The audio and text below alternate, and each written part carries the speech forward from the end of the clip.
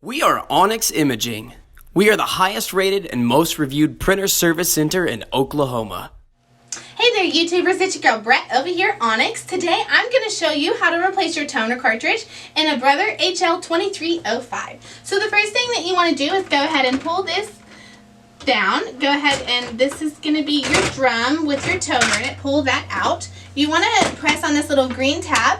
You're going to pull out your toner. This is going to be your toner. What you're going to do is take your new one and you're going to stick it in your drum. Once it clicks, you know it's in there. Then you just take the whole thing, stick it back in there, shut your door, and then once you shut that, your printer should initialize.